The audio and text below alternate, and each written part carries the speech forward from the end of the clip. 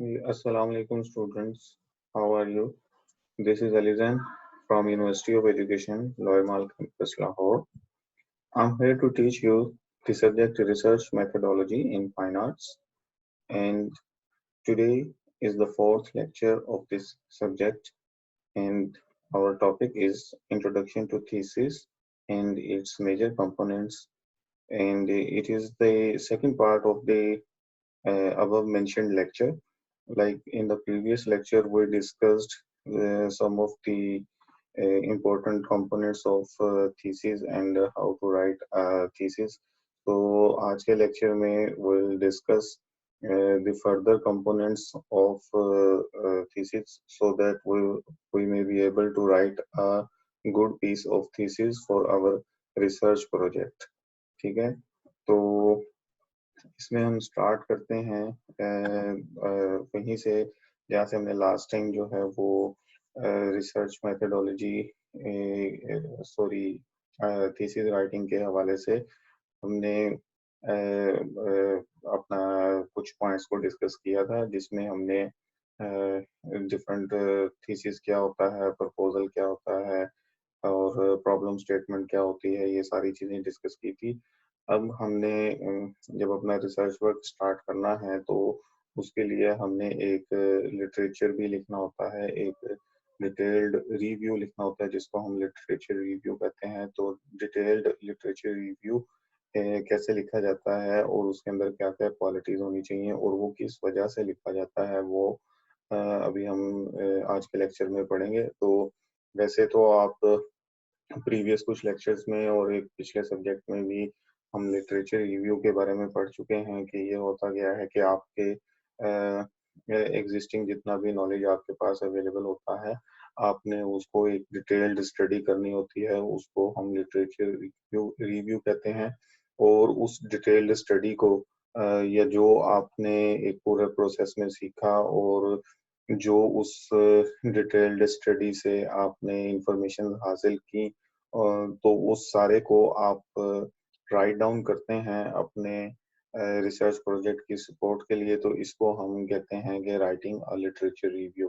तो इसके लिए आपने जोन सी अप्रोचेस यूज़ की होती हैं और जिन लोगों का काम स्टडी किया होता है और जहाँ से आपने इसमें इंफॉर्मेशन कलेक्ट की होती हैं, वो सारे रेफरेंसेस और वो सारी डिटेल्स आप लिटरेचर रिव्यू में लिखते हैं, अपने थीसिस में लिखते हैं और जो कि इसका लिटरेचर रिव्यू सेक्शन कहलाता है। तो इसके अंदर क्या है कि the literature review is a critical look at the existing research that is significant to the work that you are carrying out। Means कि जो आप एक रिसर्च प्रोजेक्ट कर रहे हैं और जो आप थीसिस कर रहे हैं उसके बारे में एक जितना आपके पास एग्जिस्टिंग रिसर्च है, ये जो एग्जिस्टिंग नॉलेज है उसको हम समझ लें कि एक क्रिटिकल पॉइंट ऑफ व्यू से अपने पेपर में या रिसर्च थीसिस में लिखते हैं। ठीक है, तो इसको हम कह सकते हैं कि ये आपके एग्जिस्टिंग नॉलेज की जो आपके रिसर्च प्रोजेक्ट के हवाले से वर्किंग है उसकी एक एक डिटेल्ड लुक है। उसको हम इस तरह से भी बोल सकते हैं कि ये आप शो करवाती है कि आपने अभी तक जो अपने रिसर्च प्रोजेक्ट के हवाले से जो इंफॉर्मेशन या जो नॉलेज अभी तक आपने हासिल किया है वो कितने के लेवल का है। तो वो आपके रीडर को या आपके ज्यूरर को आपके थीसिस को स्टडी करने से पता चल जाएगा कि जब आपने उसमें लिटरेचर रिव्यू में सारा कुछ एक्सप्लेन किया होगा या ये एक किस्म के आपकी एग्जिस्टिंग नॉलेज की एक झलक होती है जिससे पता चलता है कि आपकी अपने टॉपिक के ऊपर ग्रिप कितनी है। तो वो ग्रिप आपकी अगर रीडर को या किसी ज्यूरर को वैसे तो नज़र नहीं आएगी और उसको हवा में तो नहीं पता चल जाएगा कि आपका जो है वो नॉलेज कितना है। लेकिन जब वो आपका लिखा हुआ लिटरेचर पढ़ेगा तो उससे उसको आइडिया हो जाएगा कि आपकी अपने नॉलेज पे ग्रिप कितनी है। ठीक है? तो ये बहुत ज़्यादा इम्पोर्टेंट होता है। यहाँ पे जैसे कि मेंशन किया हुआ है कि literature review is a critical look at the existing research that is significant to the work that you are carrying out, कि जो आप काम कर रहे हैं उसके लिए ये एक बहुत ज़्यादा इम्पोर्टेंट है कि उसके ऊपर आपको कितनी ज़्यादा एग्जिस्टिंग इंफॉर्मेशन हासिल हो चुकी है, ठीक है। नेक्स्ट है कि obviously at the point you are not likely to have read everything related to your research question, means to have read everything का मतलब ये होता है कि आप ने अपने टॉपिक के हवाले से जितना कुछ डेटा है या जितने उससे रिलेटेड टॉपिक्स हैं या जितना उस वक्त एग्जिस्टिंग नॉलेज है वो सारा आपने स्टडी करना होता है, वो सारा आपने रीड करना होता है, उसके वो वही आपका लिटरेचर कहलाता है कि तभी वो लिटरेचर रिव्यू कहलाता है कि आप सारे फिल्म को या सारी एग्जिस्टिंग नॉलेज को एक्सप्लोर करें ज़्यादा से ज़्यादा। तो लेकिन ये इसको सारे को एक्सप्लोर करना पॉसिबल नहीं होता। मतलब ये नहीं है कि भी आपने हर चीज़ ही छान मारनी है, हो सकता है कि कुछ चीज़ें आपसे इर्रेलेवेंट भी हों, लेकिन रेलेवेंट या इर्रेलेवेंट की बात अलग से है। पर कोई भी बंदा इस तरह का नहीं है कि जो कि किसी भी सब्जेक्ट के बारे में ए टू ज़ी सब चीज़ें जानता हो।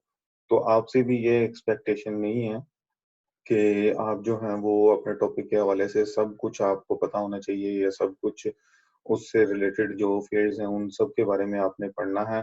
लेकिन इम्पोर्टेंट ये है कि आपने मैक्सिमम पढ़ना है, ठीक है? तो उससे उसका उसका मकसद ये है कि जितना आप मैक्सिमम पढ़ेंगे और जितना आपके पास जो है उस फील्ड की एक्सप्लोरेशन होगी, तो उतना ही ज़्यादा बेहतर तरीके से आप अपने टॉपिक से रिलेटेड उठने वाले क्वेश्चंस को आंसर कर सकेंगे, ठीक है? तो नेक्स्ट है कि you should still be able to identify the key text with which you will be in conversation as you write your thesis. Means कि आपको जो है वो इतना लिटरेचर रिव्यू इतना ज़्यादा पढ़ना चाहिए या एग्जिस्टिंग नॉलेज को आपको इतना ज़्यादा एक्सप्लोर करना चाहिए कि आप अपने जो इम्पोर्टेंट टॉपिक्स हैं आपकी रिसर्च के या जो इम्पोर्टेंट उसके एस्पेक्ट्स हैं आप जो जिनके बारे में आपसे बात की जाएगी या जिनके बारे में आपसे क्वेश्चन किया जाएगा, आप उनको अच्छे तरीके से आइडेंटिफाई कर सकें और उनको अच्छे तरीके से सपोर्ट कर सकें, ठीक है। नेक्स्ट है कि literature review often include both theoretical approaches to your topic and research, और वो कौन सी हैं, एम्पेरिकल और एनालिटिकल, ठीक है। तो आपकी जो थ्योरेटिकल अप्रोचेस हैं वो दोनों तरह की लिटरेचर रिव्यू में बात बात इन्वॉल्व होती हैं, होनी चाहिए, जो कि एम्पेरिकल भी हो सकती हैं और एनालिटिकल भी हो सकती हैं, ठीक है। तो एम्पेरिकल वो वाली अप्रोच होती है जिसमें आप अपने लिटरेचर को या अपने डेटा को एनालाइज करते हैं ऑब्जर्वेशन की बेस पे, ठीक है। इसको हम क्वालिटेटिव एनालिसिस भी कह सकते हैं। और फिर एनालिटिकल में अप्रोच वो होती है जिसमें आप कैलकुलेशंस की बेस पे बात करते हैं, इसको हम क्वांटिटेटिव एनालिसिस भी कह सकते हैं। तो लिटरेचर रिव्यू के लिए ज़रूरी है, जब आप लिटरेचर लिख रहे हो, राइटिंग अ लिटरेचर रिव्यू के लिए ये ज़रूरी है कि आप अपना लिटरेचर लिखते वक्त उसके लिए दोनों तरह की थ्योरेटिकल अप्रोचेस यूज़ करें, ठीक है। आपके राइटिंग स्टाइल में आपके लिए लिटरेचर जो आप लिटरेचर लिखेंगे उसके अंदर जो है वो एम्पेरिकल और एनालिटिकल अप्रोच दोनों नज़र आनी चाहिए। नेक्स्ट है कि writing literature view allows you to understand the following things, और वो कौन सी हैं। मतलब एक लिटरेचर जब आप लिख रहे होते हैं उसमें होना क्या चाहिए, या वो राइटिंग लिटरेचर रिव्यू जो है वो किस लिए लिखा जाता है या उसके अंदर इंक्लूड क्या क्या होता है, वो तो हमने अभी यहाँ पे पढ़ लिया। अब नेक्स्ट है कि उसके अंदर जो है वो लिटरेचर रिव्यू लिखा किस वजह से जाता है, और मतलब सिंपल सी बात है कि भी वो आपको कुछ चीज़ों के हवाले से अच्छी अंडरस्टैंडिंग्स देगा। तो वो अंडरस्टैंडिंग्स क्या होती हैं, ठीक है, वो ये है कि how other scholars have written about your topic, कि एक अच्छा लिटरेचर रिव्यू जब आप लिखेंगे तो उससे आपको ये समझने में भी मदद मिलेगी कि दूसरे स्कॉलर्स ने अपने आपसे रिलेटेड या किसी और टॉपिक से रिलेटेड किस तरीके से जो है वो अपना रिसर्च प्रोजेक्ट लिखा है, ठीक है। तो जब जाहिर बात है आप लिटरेचर रिव्यू करेंगे तो आप दूसरों की रिसर्च को पढ़ेंगे और फिर जब आप उसको लिखेंगे तो आप जो है वो दूसरों के स्टाइल को फॉलो करते हुए लिखेंगे। तो आपको इससे ये हेल्प होगी कि दूसरे स्कॉलर्स ने किस तरह से लिखा है तो आप भी उस तरह से लिखेंगे, ठीक है। दूसरी चीज है कि the range of theories scholars use to analyze their primary materials और डेटा, आपको इससे ये समझने में भी मदद मिलेगी कि दूसरे स्कॉलर्स ने जो डिफरेंट थेरीज जो हैं वो यूज की हैं या डिफरेंट थेरीज के बारे में जो वर्किंग की है उनको उन्होंने एनालाइज किस तरह से किया गया है, to analyze their primary material और डाटा। उन्होंने अपने प्राइमरी इंफॉर्मेशन को या जो उनके पास एग्जिस्टिंग नॉलेज था या जो उन्होंने डेटा कलेक्ट किया था उसको उन्होंने एनालाइज किस तरह से किया अपने थ्योरीज को सपोर्ट करने के लिए। तो आपको भी इससे हेल्प होगी। और दूसरा है कि how other scholars connect their specific research topics to larger issues, आपको इससे ये भी हेल्प होगी कि दूसरे स्कॉलर्स जो हैं वो अपनी रिसर्च के हवाले से या जो उनका जो रिसर्च क्वेश्चन होता है उसको वो किस तरह से चीज़ों को कनेक्ट करते हैं to connect their specific research topics to larger issues, कि जो उनका रिसर्च टॉपिक है या जो रिसर्च क्वेश्चन है उसको वो मेन इश्यूज के साथ या बड़े इश्यूज के साथ किस तरह से कनेक्ट करते हैं। क्वेश्चंस और practices with in the fields, कि वो डिफरेंट और दूसरे क्वेश्चंस के साथ भी अपनी रिसर्च अप्रोच को या अपने हाइपोथेसिस को कनेक्ट कर सकते हैं। कुछ दूसरे प्रैक्टिकल फील्ड्स या प्रैक्टिसेस जो एक्सपेरिमेंट्स वगैरह डिफरेंट हुए हैं उनके साथ भी वो कनेक्ट कर सकते हैं। तो ये किस तरह से करते हैं और अपने समझ लीजिए रिसर्च क्वेश्चन को या रिसर्च टॉपिक को एक कनेक्टिविटी में कैसे लेके आते हैं ताकि वो एक रियल और जेन्युइन टॉपिक नजर आए। तो ये आपको उससे हेल्प होती है लिटरेचर रिव्यू की मदद से। और नेक्स्ट है कि the best methodologies and research techniques for your particular topic, कि जो आपके टॉपिक या जो आपका रिसर्च क्वेश्चन है उसके लिए कौन से रिसर्च की टेक्निक्स या कौन से रिसर्च की मेथोडोलॉजीज यूज की गई हैं और कौन कौन से जो स्टेप्स हैं वो फॉलो किए गए हैं इस टॉपिक के ऊपर रिसर्च कंडक्ट करने के लिए। तो ये समझ लें कि एक लिटरेचर रिव्यू लिखने का एक फ़ायदा है। तो जब भी किसी रिसर्चर ने या किसी स्कॉलर ने कोई रिसर्च लिटरेचर रिव्यू लिखा होगा, तो उसको पढ़ने के बाद आपको ये सारे फ़ायदे नज़र आएँगे उसके अंदर, ठीक है? तो जब आप किसी और का लिटरेचर रिव्यू लिखा हुआ पढ़ेंगे, तो आपको जो है वो उसकी राइटिंग स्टाइल की भी समझ लगेगी, आपको उसके चीज़ों को एनालाइज़ करने की जो एबिलिटी थी वो भी समझ लगेगी, आपको उसकी जो है वो आप रिसर्च टॉपिक को एक वाइडर कॉन्टेक्स्ट में रख के डिफरेंट चीज़ों के साथ उसकी कनेक्टिविटी और डिफरेंट चीज़ों के साथ उसकी रिलेशन बिल्ड किया जाता है उसकी भी समझ लगेगी। और दूसरा उसने जौन सी टेक्निक्स यूज़ की हैं और जौन सी मेथोडोलॉजीज यूज़ की हैं उनकी भी आपको समझ लगेगी, ठीक है। फिर है कि the literature review has four major functions, अभी लिटरेचर रिव्यू की जो है वो कुछ मेजर फंक्शंस हैं, यानी कि लिटरेचर रिव्यू काम क्या करता है या उसकी वजह से हम ये कह लें कि वो एक अच्छा लिटरेचर रिव्यू लिखा जाए तो उसका रोल क्या है। तो वो ये है कि it situates the current study within a wider disciplinary conversation, कि आपका जो रिसर्च टॉपिक है जिसके ऊपर करंटली आप काम कर रहे हैं वो जितनी देर तक पेपर पे नहीं आएगा या जितनी देर तक वो एक डॉक्यूमेंट की सूरत में नहीं आएगा उतनी देर तक वो उसको उसको हम एक वाइडर ऑडियंस नहीं दे सकते, ठीक है। वो अगर आप उसको सिर्फ डिस्कशंस की हद तक रखें या जो है वो डिफरेंट लोगों के साथ आप उसको डिस्कस करते रहें तो उससे वो एक बड़ी ऑडियंस उसको नहीं मिल सकती, उसको चंद लोग उसके बारे में जान सकेंगे आपकी करंट स्टडी को, लेकिन सारे लोग और ज़्यादा लोग उसको नहीं जान सकते। लेकिन जब आप अपने टॉपिक के ऊपर एक अच्छा लिटरेचर रिव्यू लिखते हैं, तो वो डॉक्यूमेंट की फॉर्म में आ जाता है और उसको आप पब्लिश करते हैं, वो डिफरेंट यूनिवर्सिटीज़ में भी रखा जा सकता है, लाइब्रेरी में रखा जाएगा या मुख्तलिफ जगहों पे होगा या प्रिंट फॉर्म में किसी के पास भी जा सकता है। तो उसको एक बड़ी ऑडियंस मिल गई है और उसको उस आप उस टॉपिक के ऊपर फर्ज करें कि साल बाद, 2 साल बाद या 10 साल बाद किसी बंदे को काम करने की जरूरत पड़ी, तो वो रिसर्च करेगा और उसको पता होगा कि फलाने बंदे ने इसके ऊपर ऑलरेडी पहले काम किया हुआ था, तो वो आपका काम निकाला हुआ आराम से पढ़ सकता है। तो ये उसको लिखने का फायदा होता है। It illustrates the uniqueness, importance of and need for your particular project by explaining how your research question and approach are different from those of the others.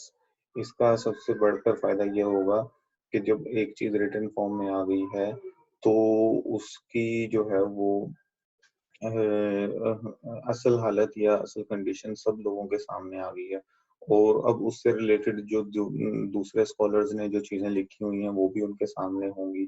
तो जब वो कंपैरिजन करेंगे तो उनको पता चलेगा कि इसमें और उसमें क्या फ़र्क है। इसमें आपकी अप्रोच में और उनकी अप्रोच में, दूसरे स्कॉलर्स की अप्रोच में क्या फ़र्क है। आपने जो इसमें मेथड्स यूज़ किए हैं और जो दूसरे रिसर्चर्स हैं उन्होंने मेथड्स यूज़ किए हैं, उनमें क्या फ़र्क है। आपके काम में जो नॉलेज की एक्सप्लोरेशन की गई है, वो दूसरे स्कॉलर्स की निस्बत ज़्यादा अच्छी है या ज़्यादा डिफरेंट है, ठीक है?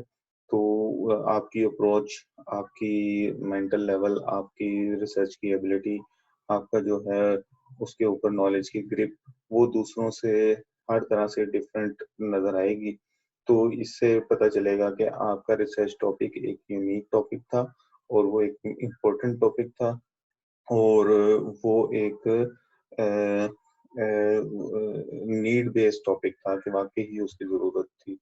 तो ज़ाहिर बात है जब आपने उसको रिटन फॉर्म में लिखा तो वो डायरेक्ट कंपैरिज़न में आ गया दूसरों के काम के साथ। तो जब एक चीज़ दूसरों के कंपैरिज़न के साथ आ जाती है तो ये आइडेंटिफ़ाई करना बहुत आसान हो जाता है कि ये टॉपिक यूनिक था या नहीं था, या ये टॉपिक इम्पोर्टेंट था या नहीं था, या ये इस टॉपिक की एक वाइडर कॉन्टेक्स्ट में ज़रूरत थी या इसके ऊपर रिसर्च वर्क करने की ज़रूरत थी या नहीं थी, ठीक है? तो ये चीज़ इसकी लिटरेचर रिव्यू का एक फंक्शन है।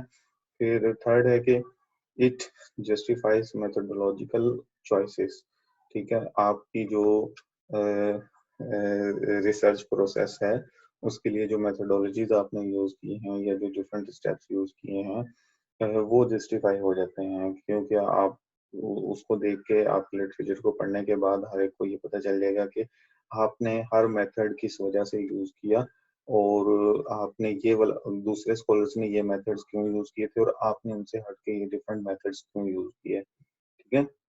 It demonstrates your familiarity with the topic and appropriate approaches to studying it. और दूसरा लिटरेचर रिव्यू लिखने का फायदा ये होगा कि जो भी रीडर आपके उस रिव्यू को पढ़ेगा तो उसको बहुत बेहतर आइडिया हो जाएगा कि आपकी अपने टॉपिक के ऊपर ग्रिप कितनी थी या आपका जो नॉलेज है या आपकी जो अंडरस्टैंडिंग है वो अपने टॉपिक के साथ कितनी ज़्यादा फेमिलियर है और जो आपने रिसर्च के लिए जो अप्रोचेस यूज़ की हैं वो कितनी इफ़ेक्टिव हैं, ठीक है? तो ये चीज़ जो होगी वो काफ़ी ज़्यादा इम्पोर्टेंट रहेगी आपकी अपने टॉपिक के ऊपर ग्रिप या अपने टॉपिक के ऊपर नॉलेज को शो करवाने के लिए, ठीक है? और फिर है कि effective literature review should have following qualities कि एक इफेक्टिव लिटरेचर रिव्यू जो होता है उसके अंदर क्या क्वालिटीज होती हैं it flash out the introductions brief description of the background of your study means कि ये आपका जो थीसिस का इंट्रोडक्शन था उसका एक फ्लैश आउट होगा और इसमें आपकी सारी स्टडी का जो बैकग्राउंड है वो शो हो रहा होगा।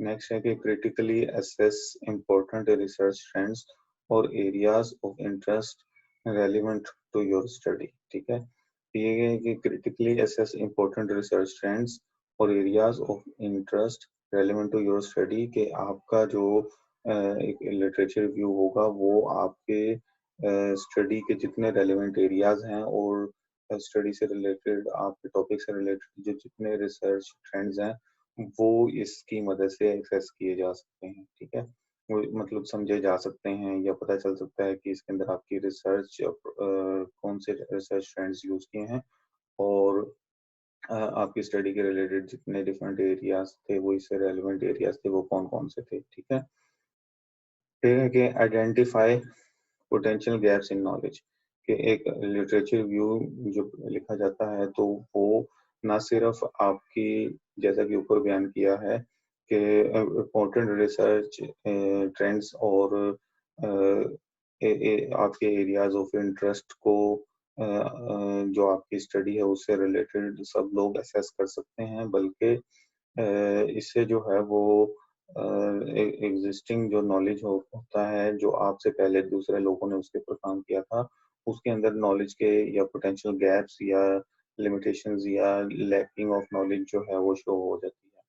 तो ये आपके लिए एक प्लस पॉइंट होता है जब आपके लिटरेचर रिव्यू को पढ़ने के बाद लोगों को ये रियलाइज हो कि इससे पहले इसके ऊपर जो काम हुआ था उसमें ये इस लेवल पे कमी थी। ठीक है, तो उस कमी को आपने दूर किया है, तो ये आपके लिए एक इफेक्टिव चीज होगी।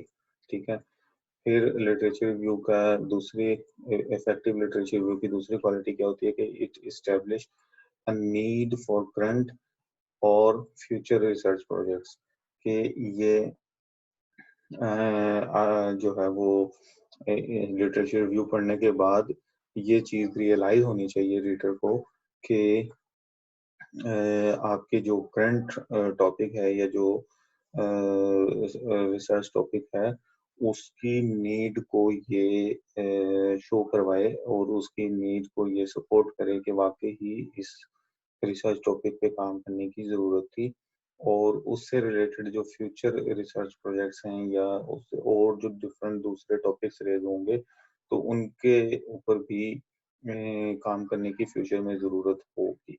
तो ये दोनों चीज़ें इससे शो होनी चाहिए।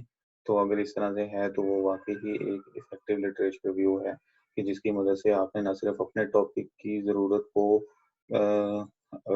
इम्पोर्टेंट बना दिया बल्कि उससे रिलेटेड दूसरे और रिसर्च टॉपिक्स की एक्सप्लोरेशन को भी आपने इम्पोर्टेंट बना दिया है। राइटिंग अ लिटरेचर रिव्यू में कुछ टिप्स हैं, tips on drafting your literature review कि आप किस तरह से एक अच्छा लिटरेचर रिव्यू लिख सकते हैं। उसके लिए ये टिप्स हैं कि categorize the literature into recognizable topics.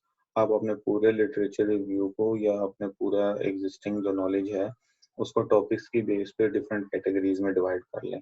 तो जितना आप अपने पूरे एग्जिस्टिंग नॉलेज को डिफरेंट टॉपिक्स में डिवाइड कर लेंगे और उनको हर टॉपिक की अलग अलग कैटेगरी बना लेंगे तो उसको उसको हर कैटेगरी को एक्सप्लेन करना और अगले बंदे को समझाना और उसको लिखना उतना ही ज़्यादा आपके लिए आसान हो जाएगा। ठीक है, दूसरा है कि भी stake out various positions relevant to your project, कि आपके प्रोजेक्ट से रिलेटेड जो डिफरेंट पोजीशंस हैं उन सबको आप समझ लें कि अलग अलग कर लें या जिस तरह से ऊपर हमने एक्सप्लेन किया कि उनकी डिफरेंट कैटेगरीज बना लें तो इसको भी हम कह सकते हैं कि डिफरेंट पोजीशंस की अलग अलग कैटेगरीज बना लें कि हर एक को उसकी स्पेसिफिक डोमेन में रहते हुए एक्सप्लोर किया जाए या उसको लिखा जाए उसके बारे में। ठीक है, और build conclusions that lead to your project. अच्छा लिटरेचर रिव्यू जो होगा उसके लिए ज़रूरी है कि उसके अंदर जो भी आप लिख रहे हैं जिस भी कैटेगरी के बारे में जिस भी टॉपिक के बारे में आप बात कर रहे हैं तो हर एक के एंड पे कुछ कंक्लूजन्स भी लाजमी दें। ठीक है, कोई भी चीज़ जो है वो इररेलेवेंट ना हो और हर चीज़ के बारे में आप कंक्लूजन्स लाजमी दें जो कि आपके प्रोजेक्ट की सक्सेस की तरफ या प्रोजेक्ट की डेवलपमेंट या प्रोजेक्ट की कंप्लीशन की तरफ लीड करती हों। नेक्स्ट है कि demonstrate the places where literature is lacking. आप जो हैं वो अपने लिटरेचर लिखते वक्त इस चीज़ को लाजमी एक्सप्लेन करें कि कहाँ-कहाँ पे प्रीवियस एग्जिस्टिंग नॉलेज में कमी थी, या वो कहाँ-कहाँ पे लैक कर रहा था, या नॉलेज गैप्स कहाँ-कहाँ पे थे। ठीक है। नेक्स्ट है कि avoid Smith says X, John says Y literature type. मतलब इस तरह के जो स्टेटमेंट्स हैं या इस तरह के फ्रेजेस हैं, इनसे आप अवॉइड करें कि फलाना बंदा कहता था ये या फलाना बंदा कहता था वो। ठीक है। आप जो है वो अपने नॉलेज की बात करें, और आपका जो है वो पॉइंट ऑफ व्यू या आपका जो परसेप्शन है वो उसके अंदर पूरा-पूरा नज़र आना चाहिए। आप दूसरों के ऊपर बात रख के ना कहें, ठीक है? आपके लिटरेचर में इस तरह की चीज़ नज़र नहीं आनी चाहिए, जिसको कहते हैं कि दूसरे के कंधे पे रख के बंदूक चलाना, तो वो लिटरेचर रिव्यू लिखते वक़्त नहीं हो सकता।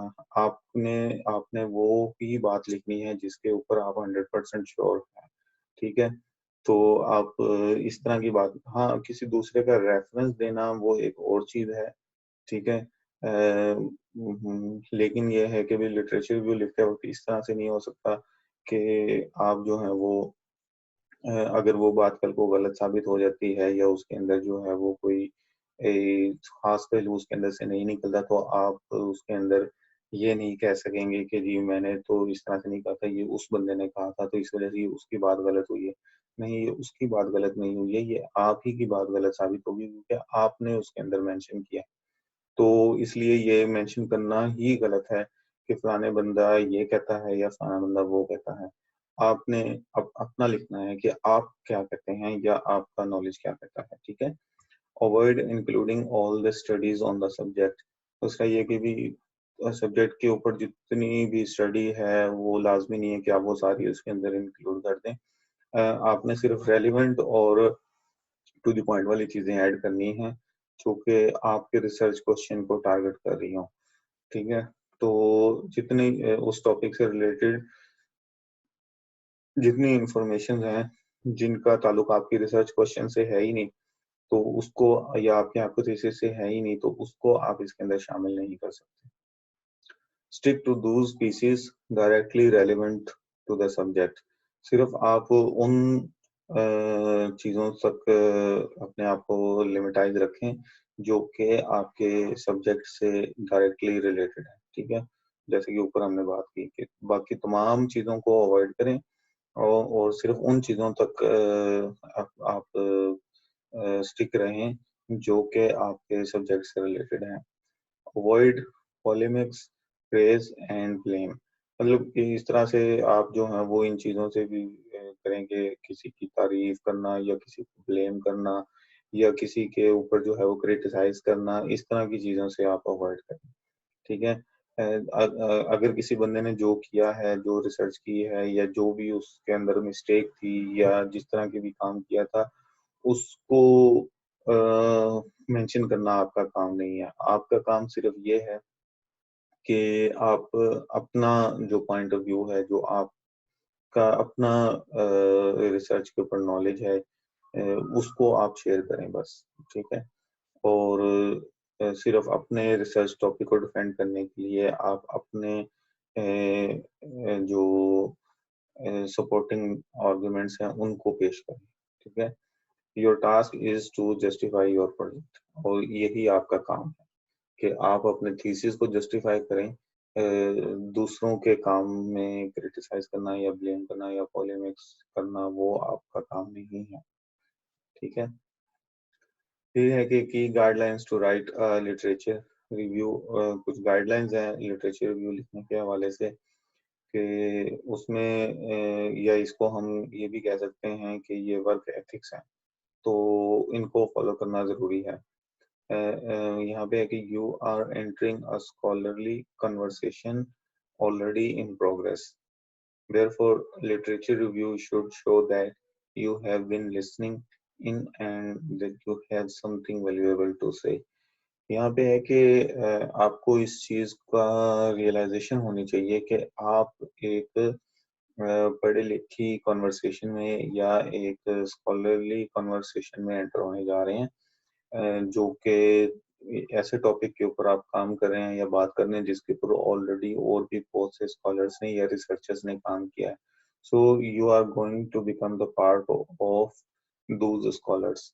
तो आपको फिर एक स्कॉलर के तौर पे ही बिहेव करना चाहिए, और आपका जो लिटरेचर रिव्यू हो, जो लिखे हैं आप लिटरेचर रिव्यू, उसको पढ़ने के बाद आपका जो स्कॉलर टाइप का बिहेवियर है वो सामने आना चाहिए। उसमें कोई नॉन सीरियस टाइप की पर्सनैलिटी का परसेप्शन नहीं बनना चाहिए। और आपका लिटरेचर रिव्यू पढ़ने के बाद रीडर को ये इम्प्रेशन जाना चाहिए कि जिसने ये लिटरेचर रिव्यू लिखा है वो वाकई ही अपने नॉलेज पे और इस फील्ड के ऊपर एक अच्छी ग्रिप रखता है, और उसने इस टॉपिक की तमाम चीज़ों को अच्छे तरीके से एक्सप्लोर किया है, और उसके पास वाकई ही कुछ ऐसी इम्पोर्टेंट चीज़ें हैं जो वो बताना चाह रहा है इस रिसर्च डॉक्यूमेंट में। तो ये इस रिसर्च डॉक्यूमेंट को पढ़ना ज़रूरी है। ठीक है? तो जितना आपका स्कॉलर टाइप का, एक रिसर्चर टाइप का, एक एजुकेटेड और एक थीसिस लिखने वाले बंदे की पर्सनैलिटी का जो इम्प्रेशन होना चाहिए, वो जितना आपके लिटरेचर रिव्यू में नज़र आएगा, उतना ही आपका जो लिटरेचर है या थीसिस है, वो वैल्यू रखेगा। ठीक है? तो ये चीज़ आप ज़रूर उसमें रखें कि अपनी जो वर्डिंग है, जो आपका एक्सप्रेशन का स्टाइल है, स्टाइल ऑफ एक्सप्रेशन है, या जो आपकी उसके अंदर चीज़ों को एड्रेस करने का तरीक़ाकार है, वो बिल्कुल ऐसा होना चाहिए जैसे एक अपनी फ़ील्ड पे अच्छे तरीके से ग्रिप रखने वाले स्कॉलर का होता है। ठीक है? After assessing the literature in your field, you should be able to answer the following questions. आपको जो है अपने लिटरेचर के ऊपर या आपकी फील्ड के ऊपर जो जितना भी लिटरेचर है या जितना भी इंफॉर्मेशन है या जितनी भी डेटा है, वो सारा कलेक्ट करने के बाद या उसके उसका एक डिटेल्ड लिटरेचर रिव्यू कर लेने के बाद, उसकी हर चीज़ को पढ़ने के बाद, आपको इतना काबिल होना चाहिए कि आप ये क्वेश्चंस के आंसर कर सकें। एक है कि why should we study further this research topic, कि आपका रीडर जो है वो ये क्वेश्चन करता है कि हमें आपका रिसर्च डॉक्यूमेंट क्यों पढ़ना चाहिए या आपका थीसिस क्यों पढ़ना चाहिए। तो आपके जो लिटरेचर रिव्यू में आपने जो चीज़ें मेंशन की होंगी, तो उसके अंदर ये चीज़ अब आपके रीडर को इस चीज़ का, इस क्वेश्चन का आंसर मिल जाना चाहिए कि आपके पास इतना नॉलेज है और आपने इतना सारा कुछ एक्सप्लोर किया है, तो उसको आप आगे इतने अच्छे तरीके से एक्सप्लेन कर रहे हैं कि उसको वाक़ई ही ये सब कुछ पढ़ना चाहिए। नेक्स्ट है what contributions will my study make to the existing literature. दूसरा क्वेश्चन है कि आपका जो लिटरेचर है या जो आपका थीसिस है, वो एक्जिस्टिंग लिटरेचर के अंदर क्या कंट्रीब्यूशंस करेगा? क्या ये उसके अंदर वाक़ई ही कोई फर्दर इन्फॉर्मेशंस ऐड करेगा या नहीं करेगा? ठीक है? नेक्स्ट आ जाता है मेथोडोलॉजी, कि इस सेक्शन में ये अब आप अपने रिसर्च में या रिसर्च टॉपिक में या अपने थीसिस में मेथोडोलॉजी को अच्छे तरीके से एक्सप्लेन करते हैं, और इस सेक्शन के अंदर आप वो सारी चीज़ें अच्छे तरीके से राइट डाउन करते हैं कि इसके अंदर आपने कौन से स्टेप्स को या कौन से मेथड्स को आपने फॉलो किया है और किस तरह से फॉलो किया है और क्यों फॉलो किया है। तो ये मेथोडोलॉजी का सेक्शन है। इसमें थीसिस, इसके बगैर, मेथोडोलॉजी वाले सेक्शन के बगैर थीसिस, कोई भी थीसिस जो होता है वो अधूरा होता है, इनकम्प्लीट होता है। This section is essential to most good research proposals.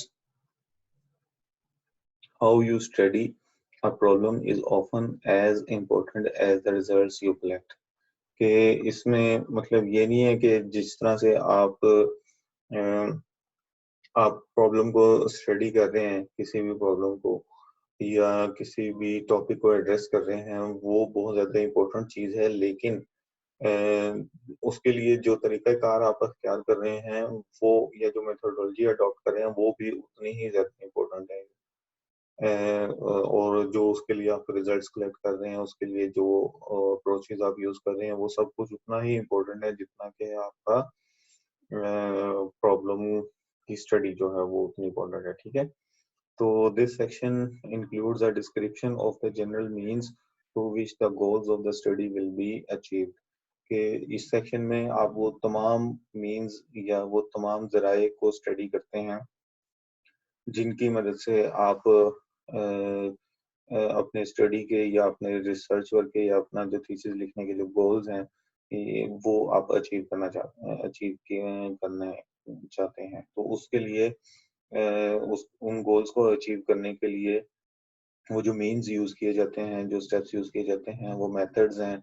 उसके अंदर डिफरेंट मेथड हो सकते हैं, डिफरेंट मटेरियल्स होते हैं कि किस-किस मटेरियल्स की मदद से या किस मीडियम्स के थ्रू आपने वो उसके और प्रोसीजर्स हैं और टास्क्स हैं।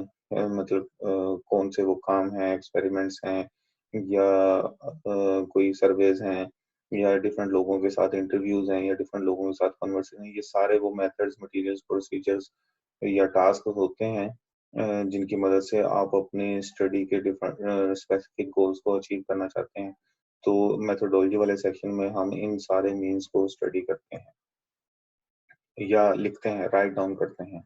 और मेथोडोलॉजी में के in effective methodology section should एक अच्छा जो मेथोडोलॉजी वाला सेक्शन होता है थीसिस में जिसमें आपने अपने तमाम स्टेप्स को राइट डाउन किया होता है, एक्सप्लेन किया होता है, उसके अंदर ये क्वालिटीज़ होनी चाहिए कि introduce the overall methodological approach for each problem और क्वेश्चन कि इसको तमाम मेथोडोलॉजिकल अप्रोच जो होती है वो ओवरऑल आपके टॉपिक से रिलेटेड या आपके रिसर्च क्वेश्चन से रिलेटेड जो अप्रोच होगी वो तमाम ओवरऑल अप्रोच नजर आनी चाहिए या एक्सप्लेन करनी चाहिए, ठीक है? Your methods should have a clear connection with your research question और हाइपोथेसिस। आपके जो मेथड्स हैं, ये जो स्टेप्स हैं रिसर्च के लिए आपने जो अपने टॉपिक को कवर करने के लिए जो स्टेप्स या प्रोसेस यूज़ किए हैं, वो सारे के सारे आपके रिसर्च क्वेश्चन से रिलेटेड होने चाहिए। कोई भी ऐसा मेथड नहीं यूज़ होना चाहिए या आपने कोई भी ऐसा मेथड वहाँ पे नहीं लिखना अपने थीसिस के अंदर जो कि आपके रिसर्च क्वेश्चन से रिलेटेड ही नहीं था या वो आपने मेथड यूज़ ही नहीं किया। तो आपने सिर्फ़ वो मेथड्स वहाँ पे लिखने हैं जो आपने यूज़ किए हैं और जो आपके रिसर्च क्वेश्चन से रिलेटेड भी थे, ठीक है? Describe the specific methods of data collection you are going to use. इसमें वो तमाम मीन्स या वो तमाम मेथड्स आप लिखते हैं जिनकी मदद से आपने डेटा कलेक्ट किया है। उसमें वो सर्वेज़ हैं, सर्वेज़ कैसे कलेक्ट किए, कौन-सा सर्वे था और उसके रिजल्ट्स क्या थे, वो सारे आप मेथोडोलॉजी में एक्सप्लेन करते हैं। Interviews, questionnaires, different observations, traditional library research मतलब लाइब्रेरीज़ में जाके आपने जो काम किया, कौन-सी बुक्स पढ़ी, क्या एक्सप्लोर किया डेटा कलेक्शन के लिए या डिजिटल मीडियम्स भी हो सकता है कि आपने यूज़ किए हों, डिफरेंट वेबसाइट्स से आपने फर्दर डाटा एक्सप्लोर किया हो, ये सारा कुछ आपने मेथोडोलॉजी वाले सेक्शन में राइट डाउन करना होता है। और it should explain how you intend to analyze and interpret your results कि इस मेथोडोलॉजी वाले सेक्शन में ये चीज़ भी होनी चाहिए कि उससे ये पता चले कि आपने अपना जो डेटा कलेक्ट किया था उसको आपने एनालाइज कैसे किया या आपके पास जो नॉलेज था उसको आपने एनालाइज कैसे किया। क्या आपने उसके लिए क्वालिटेटिव एनालिसिस यूज़ किया या क्वांटिटेटिव एनालिसिस की अप्रोच यूज़ की, ठीक है? If necessary, provide background and rationale for methodologies। और दूसरा ये भी है कि उसके लिए जो रिसर्च मेथड आपने जो भी यूज़ किया है अगर हो सके तो आप उसका बैकग्राउंड भी वहाँ पे लिखें कि ये रिसर्च मेथड यूज़ करने के पीछे क्या रोल था या क्या रीज़न थी कि या क्या वजह थी कि जिसकी वजह से हमने ये वाला रिसर्च मेथड यूज़ किया। ठीक है, तो उसका एक पूरा बैकग्राउंड या उसकी कोई रैशनल कोई वजह जो है वो वहाँ पे आप मेंशन करें। एड्रेस पोटेंशियल लिमिटेशंस इन डेटा कलेक्शन। दूसरा, आप इस जो रिसर्च मेथोडोलॉजी वाला सेक्शन है उसके अंदर कुछ लिमिटेशंस को भी आप एड्रेस करें कि डेटा कलेक्शन के लिए जिन जिन लिमिटेशंस का आपको सामना करना पड़ा, वो क्या थी, वो भी इसके अंदर नजर आनी चाहिए। ठीक है, तो पोटेंशियल लिमिटेशंस को भी आप वहाँ पे राइट डाउन करें। Tips on drafting your methodology section. एक अच्छे मेथोडोलॉजी के लिए कुछ टिप्स हैं कि break down your methodology into easily digestible sections. आप अपने पूरे मेथोडोलॉजिकल सेक्शन को या सारे मेथोडोलॉजिकल स्टेप्स को ब्रेक डाउन कर लें छोटे छोटे सेक्शंस में। इसमें से कुछ सेक्शंस किस तरह के बन सकते हैं वो यहाँ पे एक्सप्लेन किए हुए हैं कि इन द फिजिकल साइंस, अगर फिजिकल साइंस की से रिलेटेड आपका टॉपिक है तो उसके अंदर आप किस तरह से अपने टॉपिक्स को ब्रेक डाउन कर सकते हैं।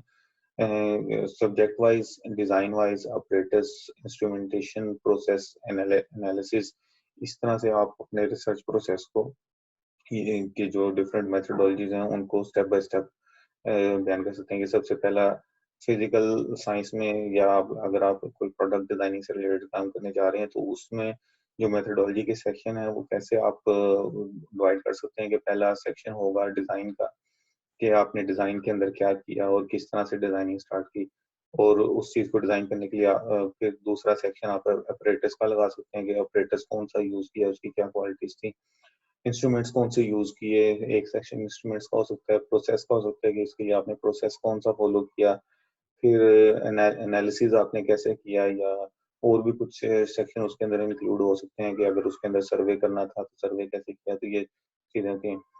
या सोशल साइंस का अगर आपका टॉपिक है तो इसमें जो सेक्शंस इंक्लूड हो सकते हैं वो इंटरव्यूज हो सकते हैं, प्रोसेस हो सकता है, प्रोफाइल्स हो सकती हैं, इंटरप्रेटिव एंड एनालिटिकल फ्रेमवर्क हो सकता है, मेथड्स ऑफ क्वालिटेटिव एनालिसिस हो सकते हैं। तो ये सारे स्टेप्स को आप अलग अलग से मेंशन करें, ताकि मेथोडोलॉजी के जितने भी सेक्शंस हैं या जितने भी स्टेप्स हैं उनको अलग अलग से पढ़ के आसानी से समझा जा सके। In the humanities, these sections may include scholarly research, archival research, theoretical orientation, etc. तो ह्यूमैनिटीज का अगर आपका टॉपिक है तो उससे रिलेटेड ये डिफरेंट सेक्शन होते हैं। तो जाहिर बात है ये सेक्शन एक दूसरे के साथ मिक्स भी हो सकते हैं, लास्ट में नहीं है कि सिर्फ यही सेक्शंस इन फील्ड्स के लिए फॉलो किए जाएंगे, या यही मेथड्स जो हैं वो इन फील्ड में यूज हो रहे हैं। आप एक फील्ड में ये सारे के सारे मेथड्स भी यूज हो सकते हैं अगर जरूरत पड़ती है, तो ये टोटली सारा डिपेंड करता है कि आपका टॉपिक किस तरह का है।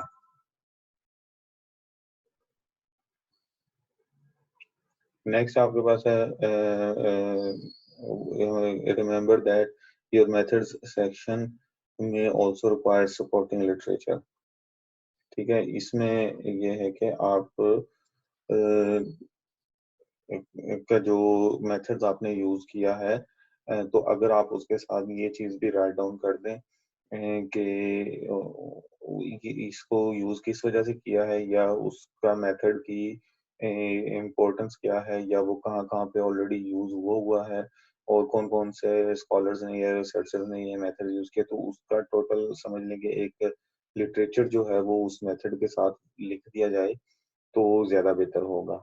Anticipate and preempt the audience methodological concerns। जो आपकी ऑडियंस हैं जिनके लिए आप ये काम कर रहे हैं, तो आपको उनके कंसर्न्स को भी समझना चाहिए और उनका आपको ऑलरेडी आइडिया हो जाना चाहिए कि उनके इसके हवाले से क्या कंसर्न्स हो सकते हैं। If the audience might have a problem with a facet of methodology, admit this difficulty and justify your approach। मतलब अगर आपके किसी खास तरीकाकार से, खास मेथोडोलॉजी से आपके ऑडियंस को जो है वो कोई खास प्रॉब्लम है, तो आप उसको जस्टिफाई करें और उनको अपने एतमाद में लें, और ताकि आपके ऑडियंस जो हैं वो या कोई भी लोग जो हैं वो आपके खास किसी मेथड से डिस्टर्ब ना हो, उनका कोई जो खास इमोशंस अगर उसके साथ जुड़े हुए हैं तो उनकी फीलिंग्स को हर्ट नहीं होना चाहिए। If your methodology may lead to problems you anticipate including time frame problems, state this openly। अगर आपकी जो स्टेप है उसके लिए कोई प्रॉब्लम, उस स्टेप को फॉलो करने से कोई खास प्रॉब्लम रेज हो सकती है, लाइक जिस तरह से उसका टाइम फ्रेम डिस्टर्ब हो सकता है या वो कोई और प्रॉब्लम क्रिएट करे जिसका साइंटिफिक तौर पे या नॉन साइंटिफिक तौर पे कोई नुकसान है, तो वो आप ओपनली उसके अंदर मेंशन करें और उसको जो है एक्सप्लेन लाज़मी करें ताकि कल को उसको जस्टिफाई करने में आपको आसानी हो। तो आपसे क्वेश्चन किया जाए तो आप उसको कह सकें कि जी मैंने ऑलरेडी इसके बारे में जो मेरा कंसर्न था वो मैंने इसके अंदर ऑलरेडी ये मेंशन किया है और ये चीज़ होनी ही होनी थी, इस वजह से मैंने ऑलरेडी इसके बारे में एक्सप्लेन कर दिया। तो स्टूडेंट्स अभी तक के लिए इतना ही काफ़ी है। तो नेक्स्ट लेक्चर में हम थीसिस राइटिंग के हवाले से कुछ मज़ीद और चीज़ें डिस्कस करेंगे। तो ये चीज़ें आपके लिए बहुत इम्पोर्टेंट हैं, इनको आप अपने ज़हन में रखें ताकि आप एक अच्छा थीसिस लिख सकें। तो इंशाल्लाह नेक्स्ट लेक्चर में मिलते हैं। Thank you so much. अल्लाह हाफ़िज़।